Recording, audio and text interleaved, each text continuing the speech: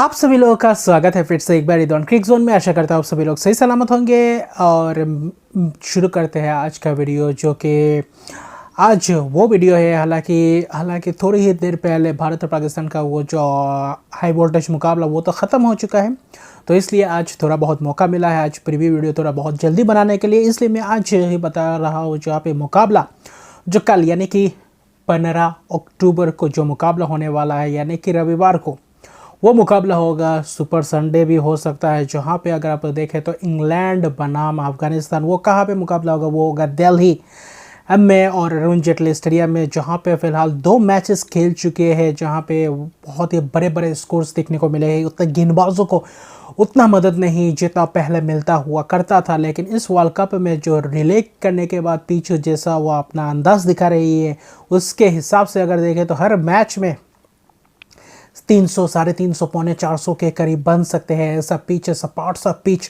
और ground dimension भी थोड़ा बहुत छोटा है, जिसके लिए अगर आप देखें तो बल्लेबाजों के लिए और भी आसान हो जाता है और गेंदबाजों के लिए सबसे ज़्यादा कठिन वो समय हो जाता है। यहाँ पे गेंदबाजी करना किसी भी गेंदबाज के लिए बहुत ही मुश्किलात का सामना करना पड़ सकता है। अगर देखें तो राशिद खान जैसे गेंदबाजों की बात करें तो वो भी दिक्कत में आए थे, जहाँ पे रोहित शर्मा ने ज़बरदस्त अंदाज से भारतीय बल्लेबाजों ने ज़बरदस्त अंदाज से प्रहार किया था।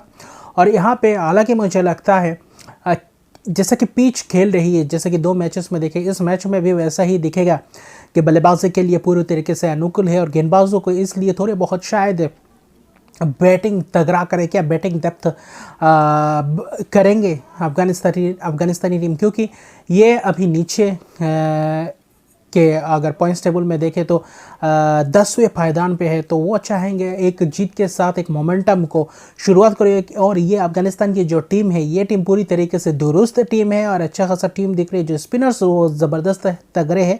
तेज़ गेंदबाज में थोड़ी बहुत हल्की, हालांकि फजल अक फारूकी अच्छी खासे फॉर्म में है, नवीनुल हक ने भी अच्छी खासी गेंदबाजी की, लेकिन फिर भी वहाँ पे थोड़ी बहुत और अच्छा होने की ज़रूरत है। और वहाँ पे अब्दुल रहमान है, जो उनको मौका मिलता है या नहीं ये भी देखने लायक बात है। वरना अजमतुल्लाह उमर से ये जो मीडियम पेसर गेंदबाजी करते हैं, तो वहाँ पे तेज़ गेंदबाजी में थोड़ा बहुत कमी है। लेकिन स्पिनर्स की बात करें तो नबी रशीद और वहीं पे मुजीब जो ये तगड़े हैं।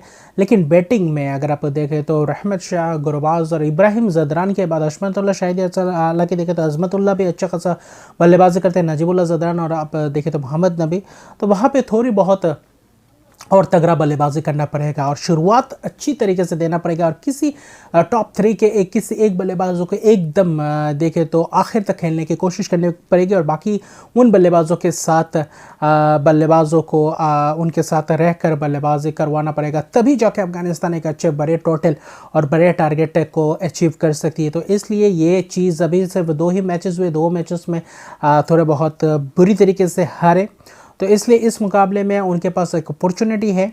भले ही इंग्लैंड उनके सामने हो, लेकिन मुकाबला है, वर्ल्ड कप है, यहाँ पे कोई भी किसी के सामने और किसी के अगेंस्ट भारी पड़ सकता है। और ऑन ए गिवन डे कोई भी ज़बरदस्त मुकाबला अगर खेल जाए, क्योंकि पिच भी वैसा ही है, अगर बल्लेबाजी अच्छी कर जाए ऐसे पिच पे भी उतने तगड़े स्पिनर से जो आखिर में जाकर पूरी तरीके से दबाव में डाल सकते हैं इंग्लैंड के बल्लेबाजों को। और इंग्लैंड जो बांग्लादेश के साथ खेल के आई हुई है, ज़बरदस्त तगड़े अंदाज से खेले हुए 300 प्लस रन बना के आई हुई है, जहां पे पूरे तगड़े तरीके से मुकाबला जीता और थोड़ा बहुत बड़े मार्जिन से जीता, जिसके कारण रन रेट में थोड़ी बहुत बढ़ोतरी की है। तो इसलिए इंग्लैंड चाहेंगे उस मोमेंटम को बरकरार रखना, क्योंकि आगे आने वाले मैचेस और भी कठिन होता जाएगा इंग्लैंड के लिए और अफगानिस्तान के लिए भी। लेकिन वहीं पे चाहेंगे अफगानिस्तान के साथ इस मुकाबले को जीतना, क्योंकि पॉइंट्स टेबल में अभी तक देखें तो मिडिल में है, हालांकि 5वें स्थान पे शायद है, और उनको ये चाहिए, एक बूस्टअप चाहिए। और ऐसे मुकाबले में जहाँ पे दिल्ली में है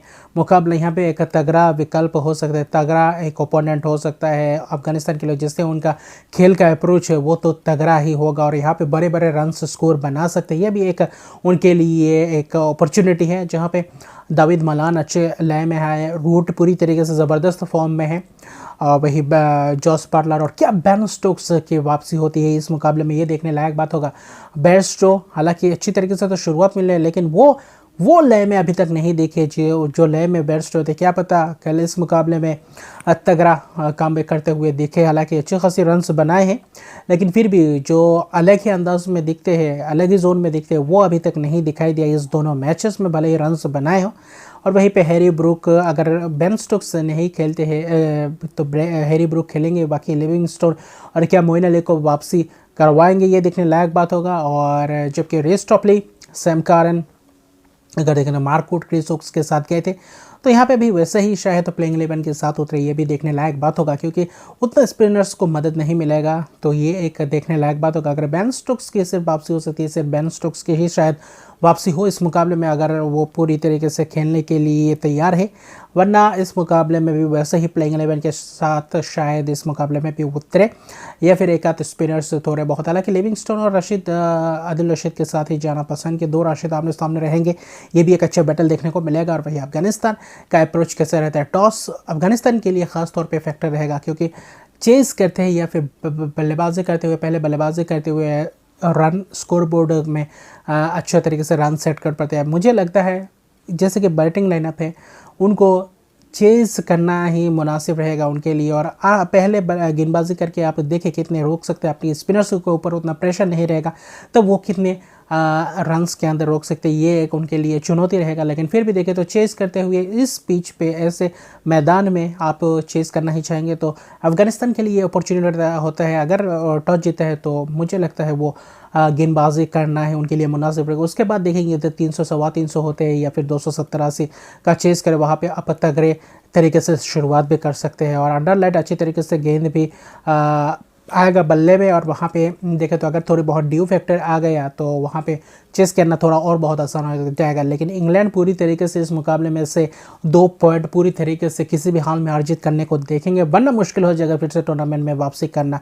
और अफगानिस्तान चाहेंगे अपना इस वर्ल्ड कप में पहला खाता खोलते हुए, क्योंकि लगातार 2 वर्ल्ड कप 2019 के बाद 19 में एक भी मुकाबला नहीं जीता था 9 मुकाबले में से, और यहाँ पे भी 2 मुकाबले हार गए। यानी कि वर्ल्ड कप में लगातार जो पिछले 11 मैचेस है 2 साल की अगर बात करें 19-23 की, तो यहाँ पे मुकाबला नहीं जीता है। तो अफगानिस्तान के पास एक अपॉर्चुनिटी है कि इस जीत के साथ अच्छी खासी शुरुआत करें, और जैसे कि टीम है पूरी तरीके से चुनौती दे सकती है, क्योंकि बल्लेबाजी पहले से बेहतर हो चुकी है, इसलिए सिर्फ थोड़ी बहुत और एक्सपीरियंस की बात है, थोड़ी बहुत अच्छी तरीके से खेलने की बात है, क्योंकि युवा बल्लेबाज है, ये युवा खिलाड़ी है अफगानिस्तान की। अगर स्क्वाड की बात करें तो यहाँ पे थोड़ी बहुत दिखनी पड़ेगी, वरना पूरी तरीके से मुकाबला अगर गुरबाज इब्राहिम ज़दरान रहमत शाह से कोई 2 अगर खेल गए तो यहाँ पे पूरी तरीके से मुकाबला गिरफ्त में भी कर सकते हैं, ये एक बात है। और इंग्लैंड हालांकि इवन स्टीवन वाला मुकाबला है, हालांकि बल्लेबाजी अच्छा करते हैं, गेंदबाजी भी अच्छा की, लेकिन यहाँ पे कैसे आजमाते हैं अपने गेंदबाजों को, और यहाँ कैसे क्योंकि तेज़ गेंदबाज को अच्छी तरीके से खेलते हैं अफगानिस्तान, ये भी एक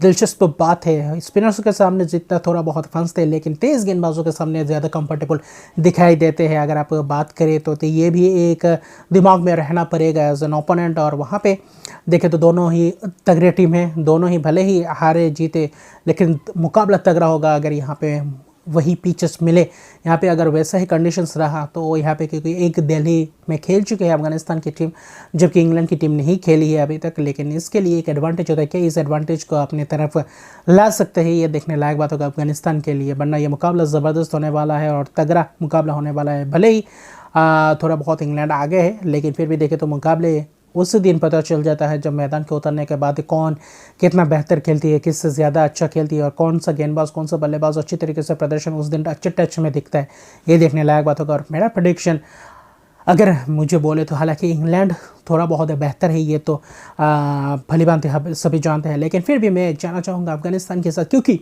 एक शायद अभी नीचे वाले जो ऑस्ट्रेलिया, नीदरलैंड और अफगानिस्तान की जैसे टीम है अभी तक खाता नहीं खुला, उनका मैं चाहता हूँ खाता एक मैचेस के साथ खुले जो अगला मैचेस खेलेंगे। यानी कि कल जो इंग्लैंड के खिलाफ खेलने वाली है अफगानिस्तान टीम, भले ही बहुत ही तगड़ा मुकाबला देना पड़ेगा, तगड़ा टक्कर देना पड़ेगा, भले ही बहुत ही मुश्किल होगा ये मुकाबला जीतना अफगानिस्तान के लिए बनस्पत इंग्लैंड के अगर आप तरफ से देखें तो अफगानिस्तान के लिए थोड़ा मुश्किल होगा, लेकिन मैं अफगानिस्तान के साथ जाना चाहूँगा। मेरा प्रेडिक्शन अफगानिस्तान के साथ रहेगा। मैं चाहता हूँ उनका खाता पहले खोले, उसके बाद फिर से वही पॉइंट्स टेबल में फिर से वही ट्विस्ट देखने को मिलेगा। उसके बाद फिर से आने वाले जो मैचेस होंगे वो ज़बरदस्त और रोमांचक बन जाएगा। अगर नीचे वाले टीम जीतना शुरू कर दे तो बहुत ही ज़बरदस्त ये वर्ल्ड कप होने वाला है। और ज़बरदस्त टीमें जो पहले टॉप 4 की टीमें ख़ासतौर पर टॉप 3 ज़बरदस्त फॉर्म में हैं, तो उनके भी एक चुनौती रहेगा। और इंग्लैंड कैसे खेलती है अफगानिस्तान के विरुद्ध, क्योंकि उसके बाद उन्हें उनके सामने और भी तगड़े तगड़े टीम्स इंडिया, ऑस्ट्रेलिया अगर देखें तो पाकिस्तान, साउथ अफ्रीका के सामने खेलने वाले, तो तगड़े टीम उनको बहुत और आने वाले बहुत बड़े बड़े चुनौती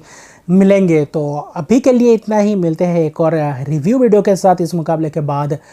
तो अभी के लिए इतना ही, तब तक के लिए गुड बाय। और मेरे चैनल को सब्सक्राइब नहीं किया तो मेरे चैनल को सब्सक्राइब कर दीजिए, लाइक शेयर कमेंट्स जरूर कीजिए। तब तक के लिए गुड बाय।